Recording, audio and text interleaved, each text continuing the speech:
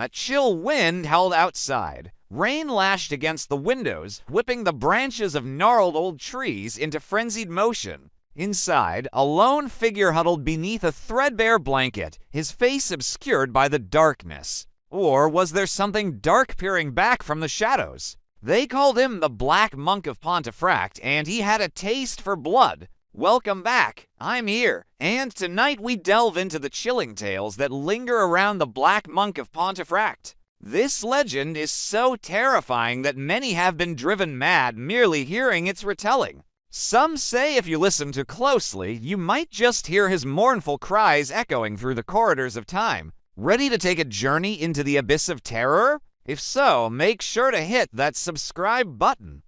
Don't miss out on our most terrifying tales. And remember, if you hear the Black Monk's bell toll, beware, for death lingers close by. Now let's dive into the haunting lore. Our story begins in the unassuming town of Pontefract in the heart of England. The year was 1977 and the location, 30 East Drive. It seemed like just an average house. And yet behind its unassuming facade lurked a gateway to hell. A family, eager to start anew, moved right in without realizing the sinister secrets that lay dormant within those four walls. For the first few weeks, everything appeared normal. The children played, laughter echoed, and life unfolded much like any other suburban home. But then the subtle disturbances began, unexplainable occurrences that at first they dismissed as mere quirks of an old house. Water would materialize on the floor seemingly out of nowhere, as if an invisible tap had been left running. Lights flickered and dimmed, casting long dancing shadows that took on menacing shapes.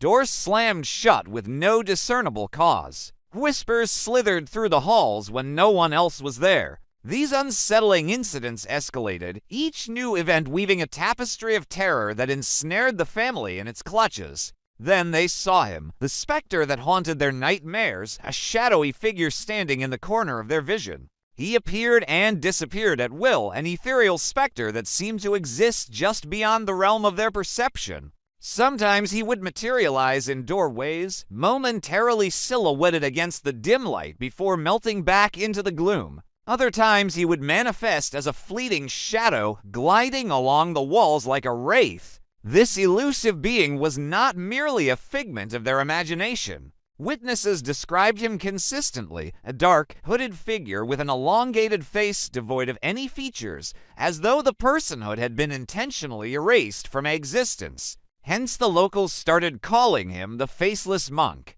As the days passed, the haunting intensified. Furniture was overturned as if an invisible hand had brushed against it, sending it crashing to the ground. Heavy objects moved with inexplicable force, striking victims who dared to tread in these male-dominated spaces. The temperature would plummet without warning, turning the very air frigid as if a blast of winter had been ushered into the room. The family was trapped in their own personal hell, stalked by an entity they could neither see nor comprehend. But the Black Monk was not content with merely terrifying them. He wanted more. He wanted to hurt them, to mar their existence with pain and suffering. His sights were set on the youngest daughter, Diane, a child whose innocence was about to be brutally shattered. Diane began to experience terrifying events firsthand.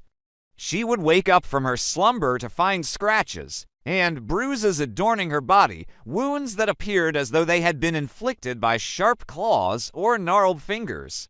These injuries left the family shaken and fearful, desperate to shield their daughter from the malevolent forces that sought to harm her. Then the most horrifying incidents occurred. Diane would be playing innocently in the house, her laughter echoing through the rooms, when suddenly she would be yanked up the stairs by unseen hands. Her screams would pierce the air, sending shivers down the spines of those who heard them.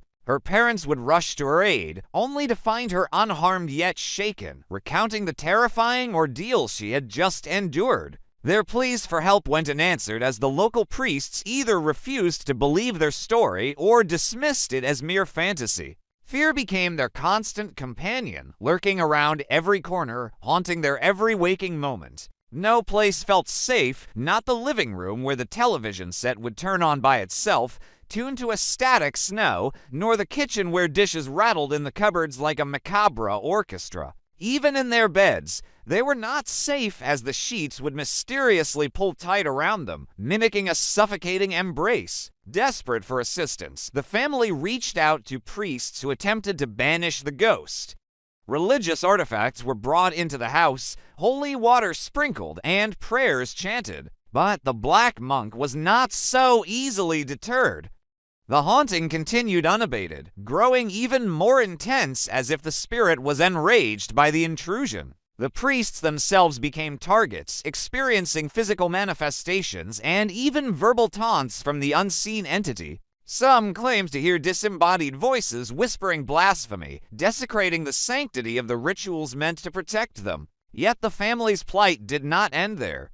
As word spread of the haunting, curious onlookers and thrill-seekers began visiting the house, eager to catch a glimpse of the infamous black monk. But they, too, became victims of the supernatural wrath. As they stepped across the threshold, they were attacked, scratched, bitten, thrown to the ground. The line between visitor and victim blurred, leaving no one safe from the malevolent forces at play. Even today, the tale of the Black Monk continues to send chills down the spines of those who dare to listen. The house at 30 East Drive stands as a grim reminder of the horrors that unfolded within its walls. And many believe that the ghost still lingers, waiting to claim new victims. Now let's delve deeper into the essence of the Black Monk haunting, exploring the factors that contributed to this chilling case. First, the historical context surrounding the house played a significant role in shaping the narrative. Built in 1862, the house had witnessed over a century of lives lived and lost, carrying with it the weight of countless stories.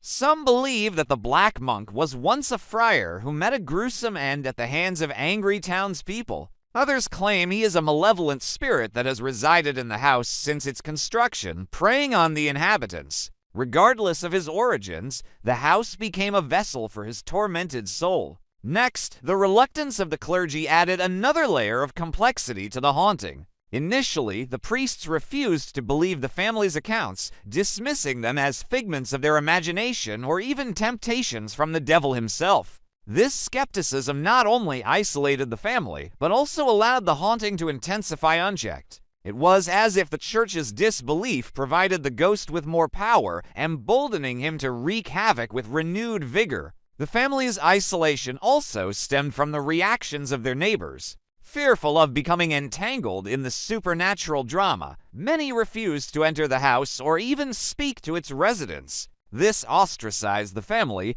transforming their home into a prison of sorts, trapping them with their tormentor. The whispers and rumors spread like wildfire, painting the house as a cursed abode, further deepening the family's sense of dread. Furthermore, the ambiguity surrounding the ghost's identity added an element of mystery and terror to the haunting. The fact that no one knew who the Black Monk was or why he was tormenting them made him all the more frightening. He was an unknown entity with an unknown agenda, lurking in the shadows, manipulating their reality according to his own inscrutable design. This uncertainty amplified their fears, turning every creak of the house, every flicker of the lights into a potential encounter with the unknown. Finally, the persistence of the haunting is perhaps the most unsettling aspect of the entire tale. Even after the family left the house, the haunting continued, suggesting that the Black Monk was not attached to them specifically, but rather to the house itself.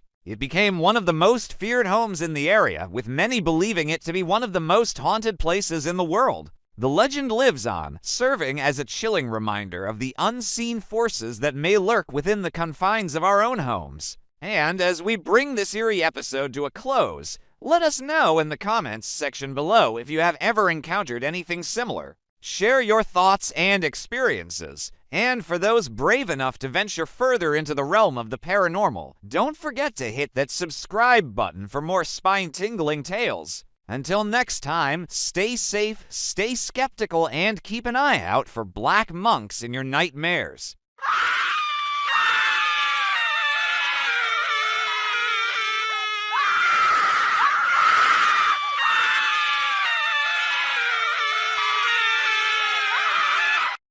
sprawling, beautiful property with a lot of history. You don't really know much about the house itself. But as you begin to unpack and settle in, things start to go bump in the night.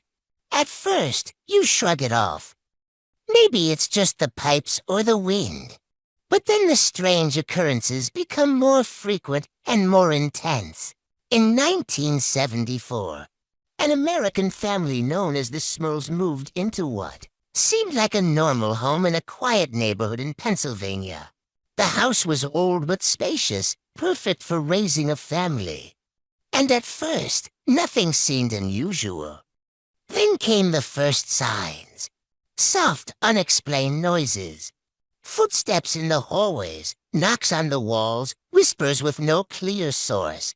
The father thought it was just the house settling. But as the months passed, the activity grew darker. Doors slammed shut on their own.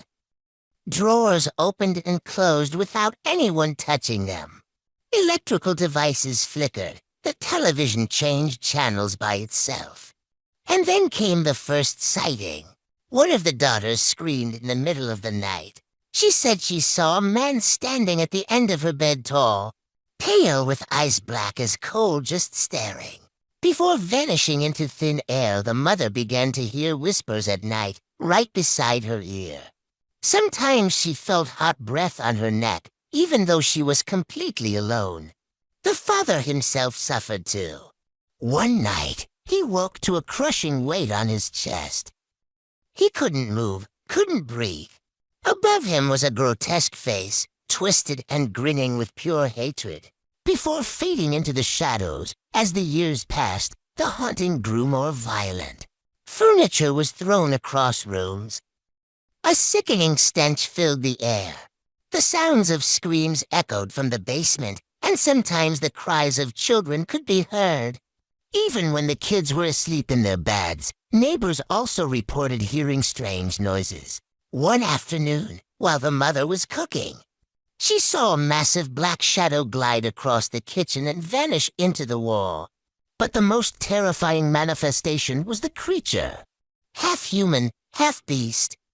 It appeared in flashes, its presence followed by a chilling, inhuman laughter that shook the family to their core. Desperate, the Smurls called in priests and exorcists. They prayed, they blessed the house, but every attempt only seemed to make the activity worse. The nightmares, the whispers, the violence, it continued for years. In the end, the family could no longer endure. They abandoned the house, leaving behind a curse that has never been explained. And to this day, the house still stands. Locals warn that if you walk too close at night, you may hear the whispers, the cries, and sometimes if you look up at the windows, you'll see a twisted face watching you from the darkness. Is there truth to this tale? Well, some believe there might be. Stories like this can be found all over the world, each one offering a glimpse into the darkest corners of our reality, where the veil between the living and the dead is at its thinnest. These stories are not just chilling tales. They are reminders of the unseen forces that may be all around us. They challenge us to confront the unknown and question the boundaries of our understanding.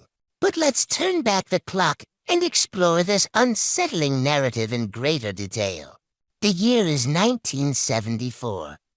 The location, a seemingly tranquil neighborhood in Pennsylvania. Imagine a typical suburban setting. Neat rows of houses, friendly neighbors, and a sense of community.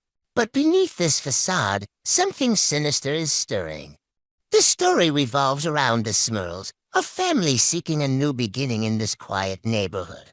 Their new house, however, has a dark secret, a malevolent entity that has made this dwelling its home. As the family settles in, they begin to uncover the secrets of their new house. Strange noises, at first dismissed as mere quirks of an old house, soon escalate into terrifying manifestations. Doors slam shut, drawers move on their own, electrical appliances malfunction. These events, initially unsettling, quickly transform into a nightmare. Then come the sightings. The daughters, Perhaps the most innocent and sensitive to the supernatural witness a ghostly apparition. A tall, pale man with coal-black eyes stands at the foot of the bed. His presence is described as chilling, his eyes as windows to the darkest depths of hell. The mother begins to hear whispers in the dead of night, voices that seem to emanate from the very walls of the house. The father, too, is not spared. One night he wakes up to find a heavy weight on his chest. He struggles to breathe as a malevolent face hovers above him, contorted in a grotesque grin. This face, a symbol of pure evil, vanishes into the shadows as quickly as it appeared. Over the years, the haunting intensifies. Objects fly across the room. The air grows thick with a foul stench, and the basement becomes the source of horrifying screams. Even during the day, the house is not at peace. Shadows dance menacingly, and the feeling of being watched persists. In a desperate attempt to find answers, the family turns to the clergy. Priests and exorcists are called in. They conduct prayers and blessings, but instead of bringing peace, these rituals seem to enrage the entity, causing the hauntings to become even more violent. As the situation spirals out of control, the family is torn apart. The house has become a battleground between the living and the dead. The once happy family is now consumed by fear and despair. Unable to withstand the horrors any longer, they abandon their home. The story does not end here. The house remains, a silent testament to the terrifying events that unfolded within its walls. Locals tell tales of strange occurrences near the house. Some claim to hear the whispers or the cries of the tormented souls trapped inside. Others speak of seeing shadowy figures lurking at the windows, their eyes gleaming with an otherworldly light. Now, let's shift our focus to the haunting details of this narrative. Why should you pay attention to this particular ghost story? What makes it stand out from countless others? Firstly, it's rooted in reality, or at least it's based on an actual haunting that supposedly took place in the 1970s in a small town in Pennsylvania. The story has all the makings of a classic haunted house tale. You've got the seemingly normal family, the move into a new house, the initial excitement, and then the gradual descent into terror. The story also includes common elements of ghost stories, such as apparitions, strange whispers, and moving objects. However, it's not just the familiar elements that make this story compelling. It's also the way it's told. The story is written in a style that draws you in and keeps you engaged. You feel the fear and uncertainty of the family as the haunting intensifies. The descriptions are vivid and the pacing is excellent. You can almost feel the cold breath on your neck or hear the whispers in your ear. Moreover, the story touches on themes that resonate with many people: the fear of the unknown, the boundaries between the living and the dead, and the struggle to maintain sanity in the face of the supernatural. It also explores the impact of such an experience on a family, the disintegration of their lives, and the trauma they endure. Furthermore, the story leaves you with more questions than answers. What exactly is haunting the family? Is it a single entity or multiple spirits? Why does it seem to target the family? And why does it respond violently to religious rituals? These questions keep you thinking long after you finish reading the story. Finally, the story has a haunting ending. The family flees their home, leaving behind all their belongings. The house remains, a constant reminder of the horrors that unfolded there.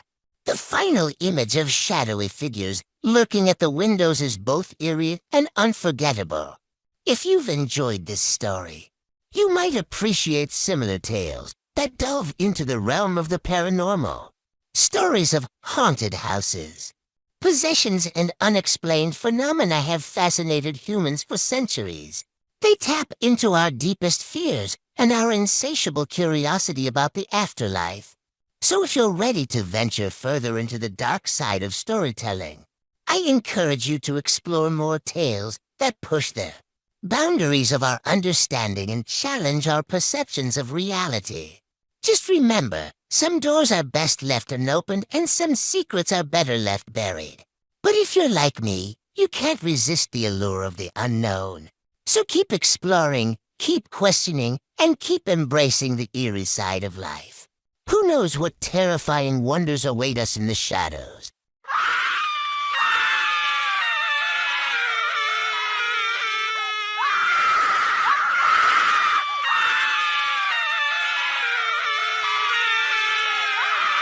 I want you to close your eyes for just a moment and picture this. It's London in 1977. You are standing in front of an unremarkable two-story home. Nothing special. Nothing particularly creepy either, but this home has a secret, a dark secret that lies dormant in its walls like an animal waiting to strike. For the new owners, the Hodgson family, they have no idea what horrors await them once they open that door and make themselves at home. This is the true story of the Enfield poltergeist haunting, one of the most documented and terrifying hauntings in history. In the beginning, it looked like just another normal suburban home. Sure, there were some strange drafts and sounds here and there, but that's to be expected when you live in an old house. There was even a friendly ghost that made regular appearances, shaking beds and saying hello. For the Hodgson family, it was just a quirky part of living in an old house. They didn't think much of it. But soon, the innocent ghost would grow claws and teeth and turn into a malicious poltergeist, tormenting the Hodgson family for over a year and a half. It all started when the Hodgsons moved in. That's right. The very presence of the new owners triggered the evil lurking in the house, and they had no idea. The drama began on Christmas Eve. Mrs. Hodgson was decorating the living room tree while her daughters, 11-year-old Janet and 10-year-old Margaret, were playing with a Ouija board. Soon, Margaret began laughing hysterically, screaming that the planchette, the thing you move around the board with, was moving by itself. Then, suddenly, without warning, the girl's wardrobe, which had been pushed against the wall, slid across the room by itself and crashed to the ground. Mrs. Hodges went over to push it back where it belonged, but the wardrobe shot forward and slammed into her, nearly knocking her down. And that's when she realized something was seriously wrong. The next morning, Mrs. Hodges told her husband about what had happened, but he just laughed it off. After all, how could a wardrobe just move by itself? He put it down to faulty eyesight, but that evening, the wardrobe moved again. Mr. Hodges watched in disbelief as it slid across the room towards his wife and daughters. He was scared, but so was Janet. "Get out!" she cried, screaming for her mother. The wardrobe stopped dead in its tracks. Then something incredible happened. It began to shake violently, rattling the room like an earthquake. Then, incredibly, it began to move backward, inching towards the corner of the room. Afterwards, it sat motionless, silent, like nothing had happened at all. Was it a trick of the light? An earthquake?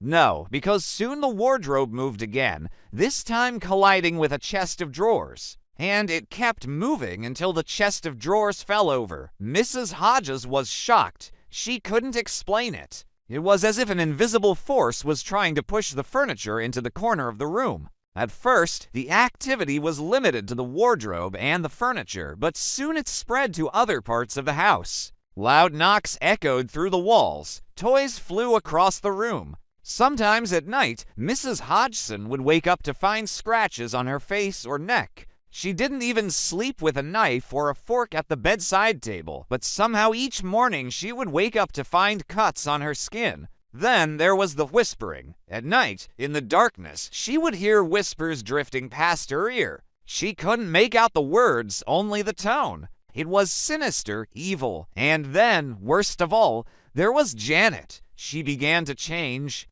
Her body twisted at night in unnatural ways. Her fingers would curl into claws. Her fingernails would break and bleed. And one night, Mrs. Hodges woke up to find her daughter's entire body covered in bruises and scratches.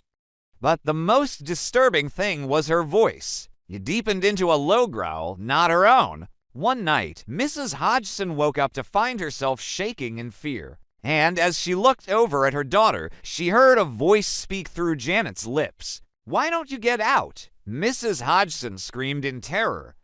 Then the voice continued, "This is my house. Get out." It was clear that whatever was haunting the Hodgsons was not a spirit, but something darker, a demon, and it wanted the family gone. Mrs. Hodgson knew she had to do something, so she called the police.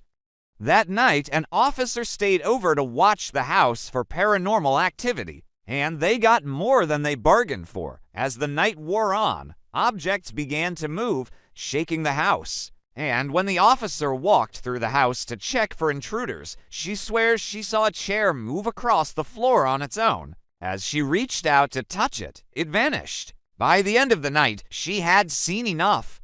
The house was clearly haunted, but by what? As the weeks passed, things only got worse. One night, the local priest was called in to bless the house and perform an exorcism. But as he prayed over Janet, something incredible happened. She began to levitate, floating in mid-air inches above the bed. In terror, she screamed for help, but no one could reach her. She was stuck between earth and sky, thrashing around until the priest ran out of the room, convinced that the demon had taken hold of the girl. Soon, the haunting made headlines. Journalists and investigators from all over the country came to see for themselves. And many of them witnessed Janet floating in her bed, screaming in terror. She was helpless, trapped in her own room as dark figures moved around her. Many investigators believed these were demons, but others believed they were spirits of children who had died in the house long ago. All we know is that they watched and tormented the Hodgson family for over a year and a half. On one occasion, the author of a local newspaper was sitting in a car outside the house with an officer when suddenly a large object shot through the window. Startled, the author ducked as the window shattered above him. But when he looked up, he saw nothing. The officer in the car with him, however, saw something and he wasn't afraid to speak up.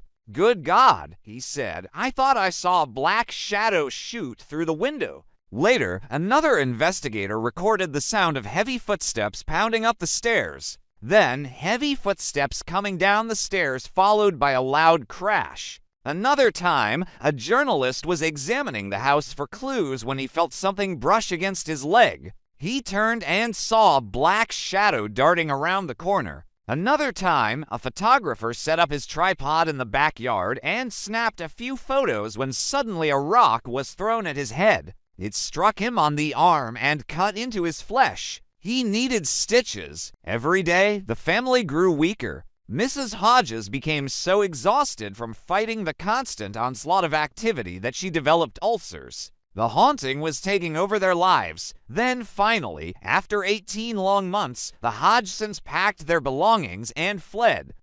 They left everything behind and never looked back. Today, the house still stands empty, silent, watching. Those who pass by at night swear they can still hear Janet's screams echoing from inside. So, why did this happen? What dark secret was hidden in the walls? We may never know. But what we do know is that the Hodgson family was not the first to experience demonic activity in the home. One former resident, Helen Acton-Smith, was interviewed about her experiences in the house. According to Helen, the house was filled with demonic energy. One day she was ironing when she heard footsteps in the attic above her head. She dropped her iron in shock as she watched a rocking horse move across the attic floor on its own. Then out of the corner of her eye, she saw a pair of legs walking down the stairs. Another time, she was reading in bed when a book flew through the air and landed on her chest. Then, as she sat there in shock, she felt a cold hand brush across her neck. Another time, she was sitting in the kitchen when a plate flew through the air and hit her in the head. Then, as she lay on the floor in pain, she saw the silhouette of a girl in a Victorian nightgown walking through the wall.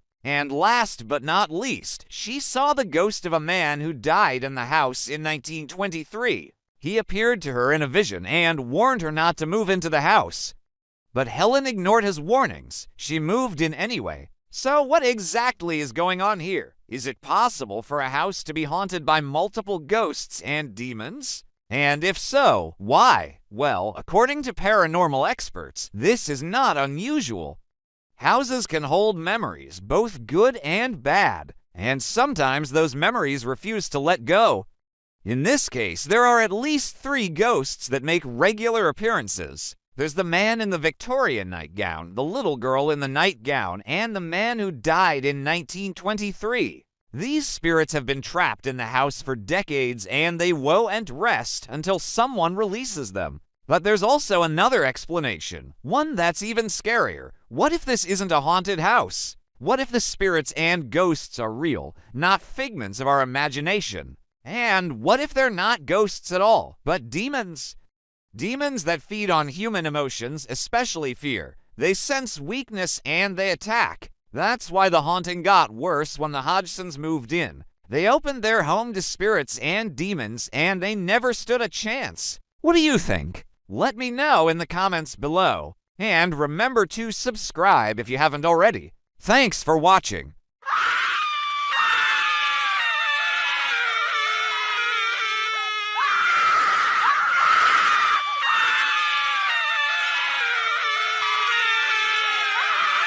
Welcome back, everybody, to another episode. Tonight's story is one that's more personal to me, because it involves one of my absolute favorite places in the world, the old Ravenswood Asylum. But as always, let me know what you think down in the comments. Do you believe these stories? Are they just strange coincidences? Let me know down in the comments and share this with a friend. Also, don't forget to hit that subscribe button down below so you get notified every time we upload a new episode. Now, without further ado, let's begin. This is the story of the Hollow Man of Ravenswood Asylum. Ravenswood Asylum was a state mental hospital located in Ravenswood, West Virginia. The asylum had been abandoned since 1956 after a string of unexplained deaths. But on the night of October 14th, 1983, for friends Daniel and Melissa, Jake and Laura decided to break into film an adventure on a brand new VHS camera. The halls were freezing, doors groaned on rusty hinges, and the air felt heavy. Suddenly, a tall, unnaturally thin man appeared wearing a torn patient gown. His face had no features at all, just smooth, pale skin. As he drew closer, doors slammed shut on their own, and the rattling of chains echoed from behind them. Melissa saw a duplicate of herself standing next to the Hollow Man, smiling with rows of black teeth. They panicked. Daniel and Laura ran toward the east wing, while Jake and Melissa rushed to the main exit only to find it chained shut from the inside. The last footage from Daniel's camera showed hospital beds, their sheets slowly rising. Then Laura's scream followed by silence.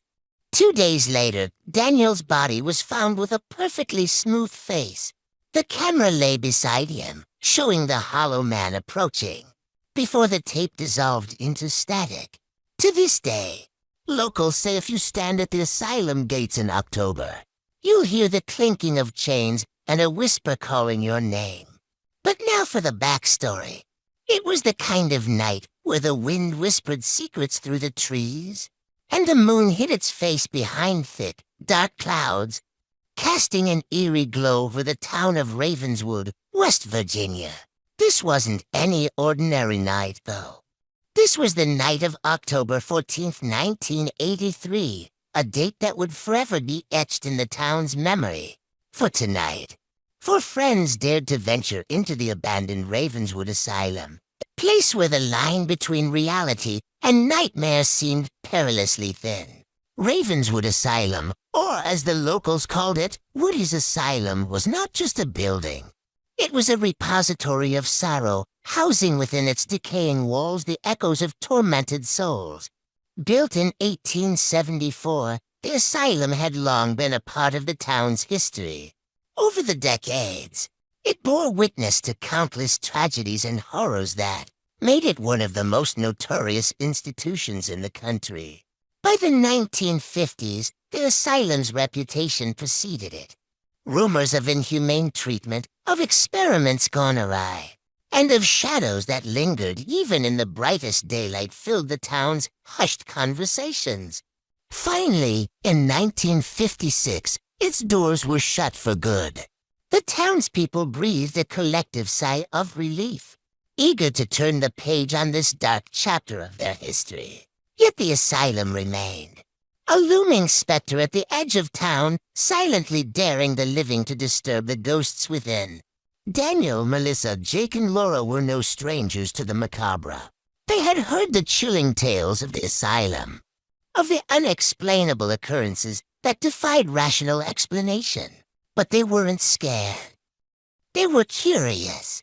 And curiosity, as they were about to learn, could be a dangerous companion in the realm of the unknown.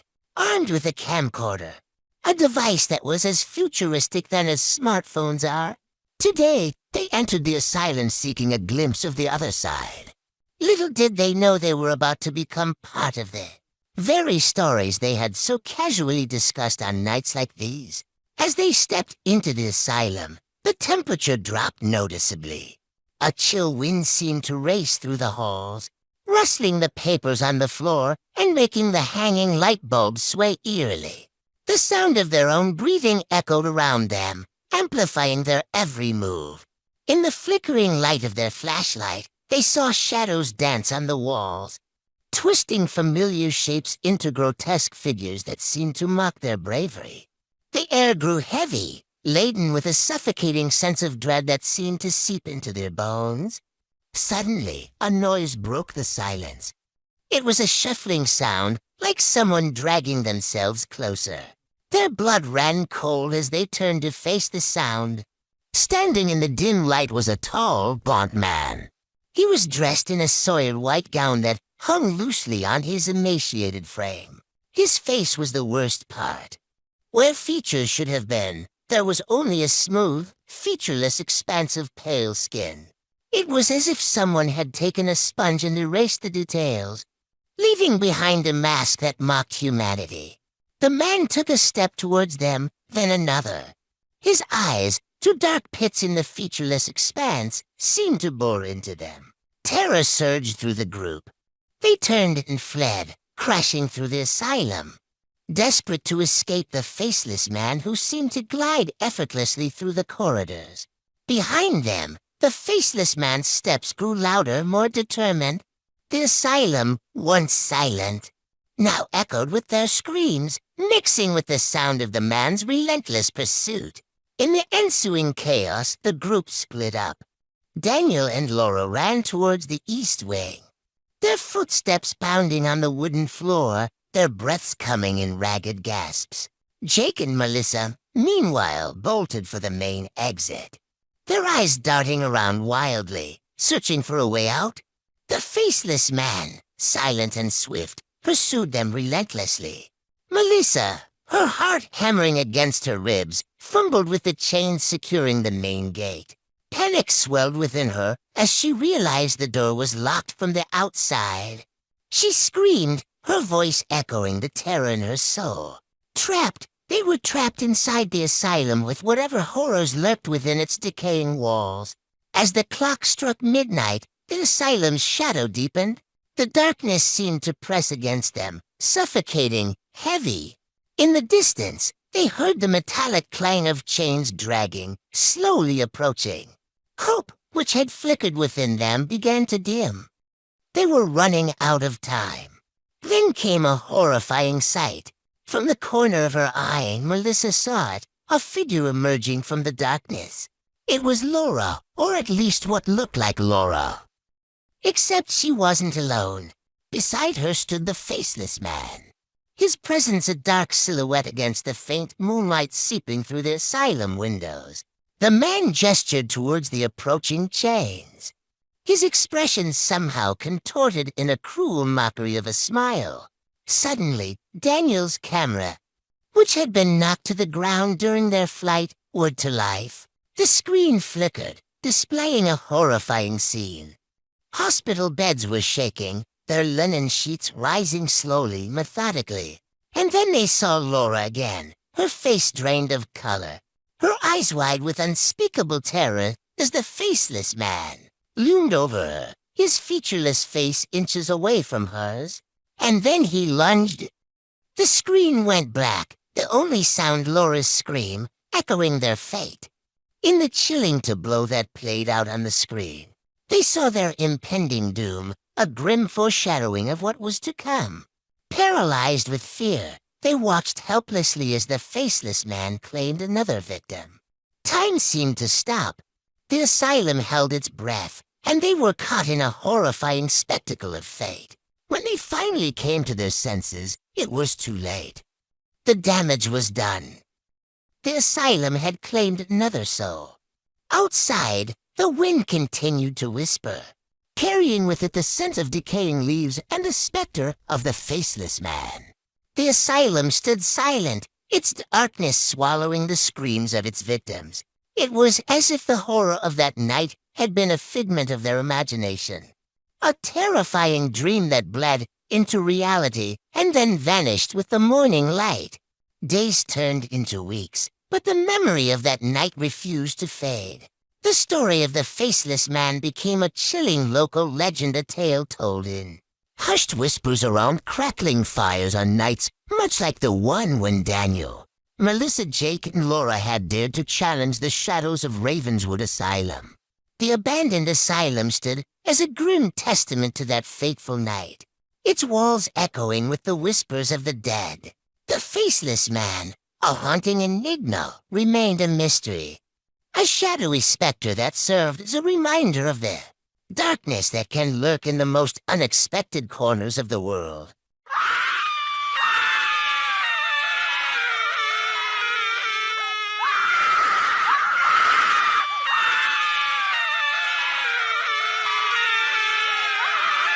Have you ever heard a noise so unsettling it seemed to claw at your sanity? Imagine a sound that doesn't fit, a discordant note in the symphony of life that leaves you questioning the very nature of reality. For the residents of Ravenswood, West Virginia, this nightmare was a horrifying nightly occurrence, chilling crescendo that struck it precisely to 17 a.m. every night. This was the sound of the house on Hollow Creek, a desolate structure on the outskirts of town that had become synonymous with terror. The year was 1995, and the town was gripped by a mystery that defied rational explanation. The Hale House, a relic of the past, was at the center of it all. This wasn't just any house. No, it was a portal to another dimension, a vessel for otherworldly entities, or so the locals believed. The mystery began on March 4th, 1995. When Arthur Hale, a 46-year-old librarian, disappeared without a trace. He was last seen entering his house on the edge of Hollow Creek, leading to speculation that something sinister might have occurred within its confines. What happened next would send shockwaves through the close-knit community, forever changing the town's perception of the ordinary. After Hale's disappearance, the house remained eerily silent, or so everyone thought. But then the nightmares began. Every night at 17 a.m., a terrifying cacophony of sounds would emanate from the abandoned house. The front door would slam violently, shaking the very foundations of the structure. And then, like a ghastly choir rising from the grave, a chorus of screams would fill the night. These weren't the screams of a person in distress, but something far more haunting. A multitude of voices intertwined in a horrifying symphony of despair. As the years passed, the townspeople grew increasingly uneasy. Whispers turned into murmurs, then into full-blown conversations as theories abounded. Some spoke of malevolent spirits trapped within the house, their tormented souls crying out for release. Others spoke of interdimensional rifts, of beings from beyond our reality using the house as a gateway to torment the living. Whatever the truth, the dread that permeated Ravenswood was palpable, making it clear that the Hale House was not merely an abandoned building, but a vessel of unimaginable horrors. But the true horror lay dormant, waiting for someone brave or foolish enough to venture inside. Enter a paranormal investigator named Alex. Intrigued by the mystery and driven by an insatiable curiosity, decided to visit the house in 2007. Little did he know that he was about to uncover secrets that would shatter his perception of reality and leave him forever changed. Upon stepping onto the creaking porch, Alex immediately felt a profound sense of unease. The air hung heavy, as if burdened by the countless screams that had echoed within those walls. As he pushed open the front door, a blast of stale air hit him, carrying with it the scent of decay and despair. Dust motes danced in the faint light filtering through grimy windows, illuminating rooms frozen in time. Then it happened. Just as the clock struck 17 a.m., the front door slammed shut with a deafening crash, plunging the house into darkness. The windows rattled, and a cacophony of screams pierced the night. Alex, shaken but resolute, pressed on, determined to unravel the mystery of the house. He ventured deeper into the labyrinth of rooms, each one more unsettling than the last. In the parlor, he saw a woman in a 19th century nightgown standing motionless by the fireplace. Her spectral form seemed to shimmer, as if caught between realms. In the nursery, two glowing eyes floated above an old crib, their malevolent gaze boring into Alex's soul. And in the hallway, he saw a dark, shapeless form hanging from the ceiling as if suspended in mid-fall. But it was the whispers that truly unnerved him. They slithered through the halls like venomous serpents, weaving tales of unspeakable horrors and pleading for help. Alex's heart raced as he realized that the whispers were growing louder, more insistent. They seemed to be reaching out to him, trying to break through the barriers of his sanity. He continued his exploration, each step echoing his pounding heart. And it was then that he heard a voice, a single voice amidst the cacophony. It spoke of Arthur Hale, the missing librarian, and of the horrors he had witnessed within the house. According to the spirit, Arthur had stumbled upon a portal during his final moments. In the house, a gateway to a realm of unimaginable darkness. The spirit warned Alex that if he stayed any longer, he, too, would be pulled into that vortex, lost forever in the abyss. Time seemed to distort, stretching and warping until the line between reality and nightmare blurred. Alex, desperate to escape the clutches of the house, stumbled backward, his eyes wide with terror. The whispers reached a fever pitch, forming words that chilled him to the bone. Arthur never left, they hissed. And now neither will you. Suddenly, the doorknob turned, and the door swung open, revealing a staircase leading to the basement. Drawn by an unseen force, Alex began to descend the stairs, each step taking him deeper into the bowels of the house. The air grew colder, heavier, as if the house itself were trying to crush him. Then he saw it, a pulsating, swirling vortex at the bottom of the stairs. It beckoned to him, promising oblivion. Alex, torn between his desire to escape and the compulsion to understand, hesitated for a moment. But the whispers urged him forward, their voices echoing in his mind. Don't fight it, they urged. Embrace the darkness. As he stepped into the vortex, a wave of dizziness washed over him. The world spun, colors swirled, and then everything went black. When Alex regained his senses, he found himself back on the front porch. The sun was rising, casting an eerie glow over the house. He staggered to his feet, his mind reeling from the events of the previous night. But as he looked down at his hands, he noticed scratches, tiny yet distinct fingerprints that were not his own. With trembling hands, he hurried down the porch steps and away from the house, desperate to escape the suffocating grip of Hollow Creek. As the years passed, Ravenswood slowly recovered from the haunting events associated with the Hale house. But the memories lingered, keeping the town in a perpetual state of unease. To this day, locals whisper tales of the house on Hollow Creek, A chilling reminder of the darkness that can lurk beneath the surface of reality. The story of the house on Hollow Creek serves as a haunting reminder of the mysteries that lie beyond our understanding.